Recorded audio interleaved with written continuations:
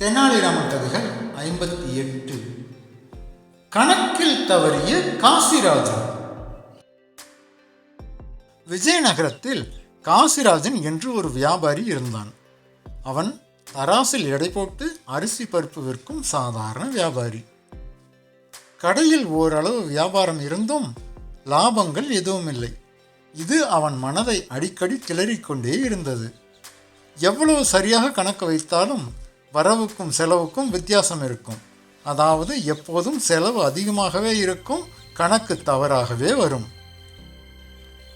ஒரு நாள் காசிராஜன் அரசர் கிருஷ்ணதேவராயரிடம் முறையிட்டான். மன்னா, நான் கடினமாக வேலை செய்கிறேன். ஆனாலும் என் வருமானம் எப்போதும் குறைகிறது. யாரோ என்னை ஏமாற்றுகிறார்கள் என்று நினைக்கிறேன்.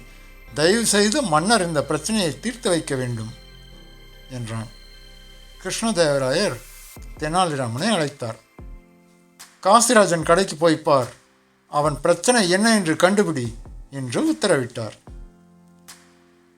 அடுத்த நாள் தெனாலிராமன் காசிராஜனின் கடைக்கு சென்றான்.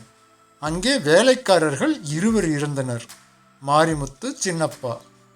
இருவரும் வேலையை நிதானமாக செய்து கொண்டிருந்தனர். ஆனால் அவர்கள் மீது சந்தேகம் வரக்கூடிய எந்த காரணமும் அங்கே இல்லை. தெனாலிராமன் கவனமாக தராசை பார்த்தான். அதுவும் சரியாகவே இருந்தது. கடைசியில் எடைக்கல்லை பார்த்த உடனே காரணம் புரிந்தது. எடைக்கல் மிகவும் துரு மற்றும் அழுக்கு சேர்ந்து இருந்தது.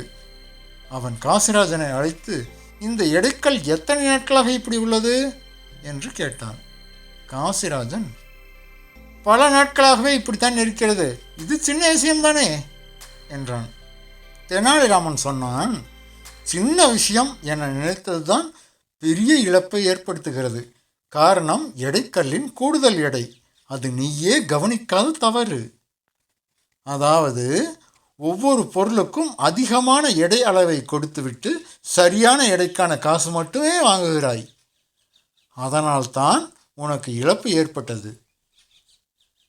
மன்னர் கிருஷ்ணதேவராயர் இதை அறிந்தபோது, பொதுவாக வியாபாரிகள் தான் ஏமாற்றுவார்கள், ஆனால் காசிராஜனோ ஒரு ஏமாந்த வியாபாரி என்றார். காசிராஜன் சொன்னான், இனி என் கடையில் ஒவ்வொரு இடைக்கல்லையும் சரிபார்த்துத்தான் விற்பனை செய்வோம். இதை கேட்ட தெனாலிராமன் சிரித்தான். சரியான எடையை தரும் இடைக்கல் இருந்தால் வியாபாரிக்கு நஷ்டமே வராது. வழக்கம் போல அரசர் தெனாலிராமனை பாராட்டினார். நீதி. சிறு துளி மட்டும் பெரு வெள்ளம் இல்லை, சிறு குறையும் பெரிய நஷ்டத்தை கொண்டு வரும். நீங்கள் ஒவ்வொரு தடவும் பார்க்காதனால இந்த சேனல் வளரும். ஆனால் நீங்கள் பார்க்காம விடுற ஒவ்வொரு தடவையும் சேனல் வளராமல் போகும். எனவே சப்ஸ்கிரைப் பண்ணுங்கள், லைக் பண்ணுங்கள், கமெண்ட் பண்ணுங்கள். தேங்க்யூ.